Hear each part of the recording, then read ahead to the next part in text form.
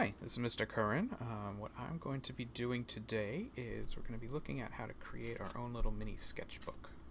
The template for this is in your Google Classroom, so you can feel free to open up the template. Every week what I'll do is create a new template with different prompts inside. We'll talk about the prompts in a moment. If you don't have access to a printer, what you can actually do is just use a regular sheet of paper, fold it like we're about to fold this thing, and it should work fine. You might just have to write in your own prompts. So if you don't have a printer, that's not a problem. So let's figure out how to make this. So this is what it looks like when it's all folded up and created into the booklet form. What you'll need for this is a couple things. You'll need the template if you have access to it. It looks something like this. You're going to need a pair of scissors. You'll need a spoon, and eventually you'll need something to write with, like a pen or a pencil.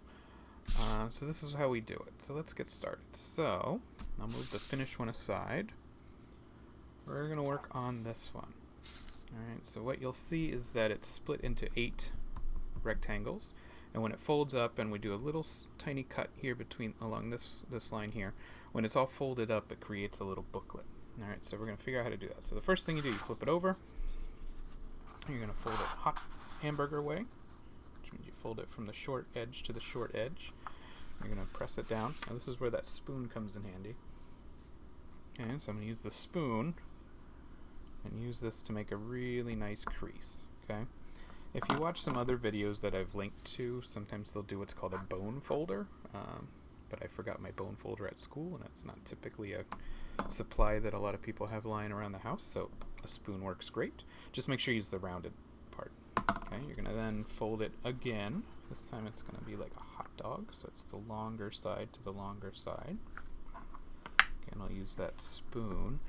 The spoon does is it allows you to create a really nice crease without getting the oils from your hands on here, which will impact the drawing eventually. Okay, I'm going to open it back up once. I'm going to fold it hamburger way, so short side to short side. When you're doing this, try your best to make sure all your creases are lined up and your edges are lined up. That helps moving forward. Alright, now what you're going to have is we have access now to, if you can see if you fold it this way, you'll see there's a little tiny scissor icon, because we're going to cut from here to this line, so from the edge to this line. But we're not going to cut all the way through. We're going to cut kind of this way. Okay. So if you have a pair of scissors, get them ready. If you don't have a pair of scissors, you can actually just kind of tear this with your fingers really carefully. If you aren't comfortable with that, or if it doesn't work, or if it rips a little bit, you can also try just a knife and kind of very carefully kind of cut through this way. Okay. So I'm going to cut through from this edge up to about that line. I went a little bit over just to help with folding eventually.